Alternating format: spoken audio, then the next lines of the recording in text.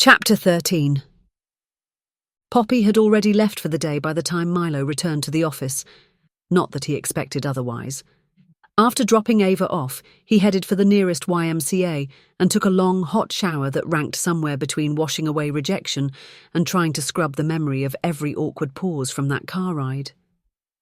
The water pressure matched his mood, inconsistent and slightly desperate. But Ava was true to her word. He woke in the morning to an email with the appropriate documents, and by the time Poppy showed up, gum in mouth, Milo was all prepared for her, waving the paperwork over his head like a general brandishing the enemy's flag. "Poppy, we've got a location!" Poppy raised an eyebrow. "Congratulations. You've discovered real estate. Should I alert the Nobel Committee?" Milo's enthusiasm refused to be dampened. He slapped the papers down on her desk with a satisfying thwack. "This place has everything. Victorian charm, creaky floorboards, and probably a ghost or two lurking in the attic. I swear the house is a Hitchcock and Frank Lloyd Wright love child." "Sounds unsanitary," Poppy said, while leafing through the contract, her eyes widening. "Wait, this is Ava's mother's house? The coffee cart girl?" "The very same." Milo nodded, practically vibrating with excitement. "Kismet, right? The movie gods are finally smiling upon us, Poppy." "They're doing something all right. I'll get this over to legal for a once-over." "Excellent!" Milo clapped his hands. "How are we doing on equipment rentals? Please tell me we're swimming in cameras and lights." Poppy's face fell like a souffle in a California earthquake. "About that?" "Oh no." His grin began to waver. He gripped the edge of his desk. "Give me the bad news." "Well," Poppy began, ticking off points on her fingers with each snap of her gum, each pop punctuating another disaster. "We can't get any lighting because apparently every production in a 50-mile radius decided this was the month to remake Nights in Rodanthe. The cameras are all booked unless we want to film the Golden Path on iPhones and call it found footage from the future. And don't even get me started on the boom situation." "The boom situation?" Milo echoed weakly.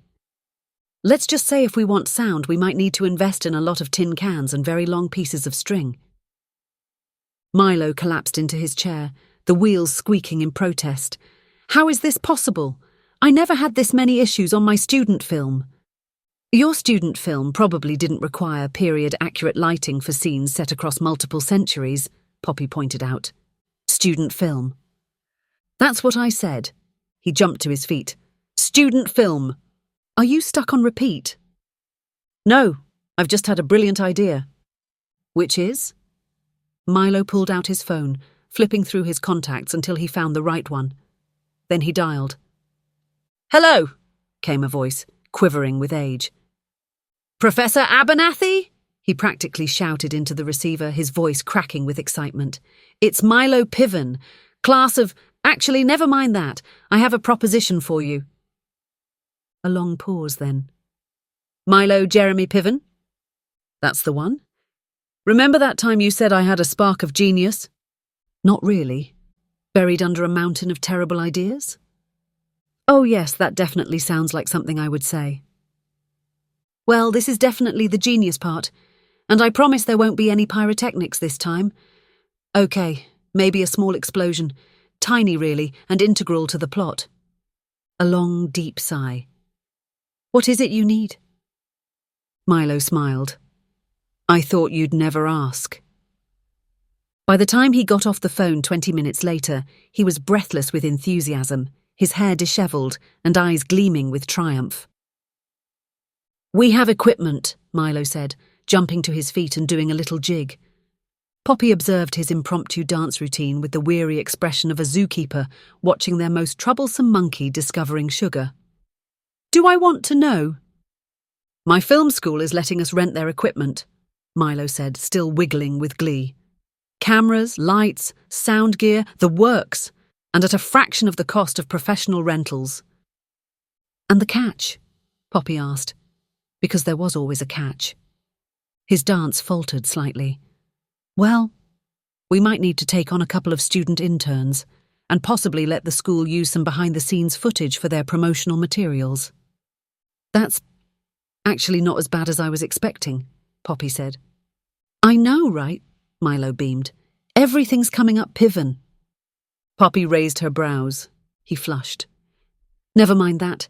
Just think, Poppy, in 2 weeks we'll be shooting The Golden Path. Can you believe it? He spread his arms wide as if embracing the universe itself, but instead knocked over a cup of pens, sending them scattering across the floor. Milo bent to collect them, nothing like a cup of instant karma to remind one of their place. The phone on Poppy's desk rang and she answered it. Casa de Piven. No, that's us. PP. Uh-huh. I see. Well, thanks for letting us know.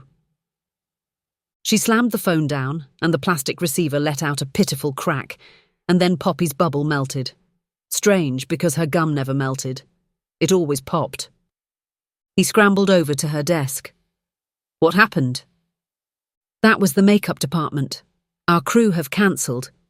Apparently they got a better offer doing creature effects for some straight-to-streaming monster movie. Dollar Store Dracula.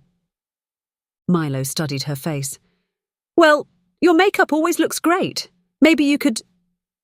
No, absolutely not. I draw the line at taking on another role in this circus.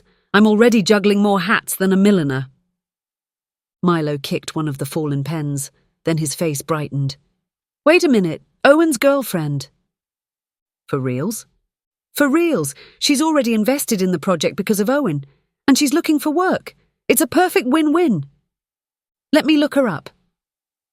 Poppy turned on her computer and started tapping away. A few moments later, she looked up at Milo. Here's her portfolio. Looks like she's got one production under her belt. Milo walked around and leaned in, squinting at the image on the screen. It showed a group of children in elaborate costumes, their faces painted in vibrant colours. Is that The Wizard of Oz? Yep, Poppy said. A 5th-grade production at Edward Shackleton Elementary. Milo studied the image, taking in the emerald-hued Wicked Witch, who appeared to be wearing grocery store guacamole, the silver-painted Tin Man, achieved through what looked like an entire aisle of Reynolds wrap, and a particularly enthusiastic cowardly lion whose mane seemed to be made entirely of pipe cleaners stolen from an art teacher's supply closet. You know what? The kids look great. Are you sure? Poppy looked sceptical. This is a professional film, not a school play. Everyone starts somewhere, he said. Look at Scarecrow.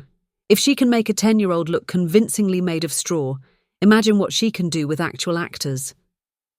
The Lollipop Guild are licking each other's faces. Then she knows a thing or two about organic makeup. If you say so. Poppy sighed, reaching for the phone. But if our discount Ryan Gosling ends up looking like bald-headed Oz, don't say I didn't warn you. Milo patted her shoulder, then walked back to his desk and sat, leaning back in his chair as a contented smile spread across his face. Sure, there were still a million things that could go wrong. The house could burn to ashes, the equipment could get stolen, Owen's girlfriend could turn out to be colourblind. But for now, at this moment, everything was falling into place. In 2 weeks, they would be shooting The Golden Path. It was really happening, and Milo Piven was ready for his close-up, assuming Owen's girlfriend didn't actually turn him into a bald-headed Oz. Though at this point, even that felt like progress.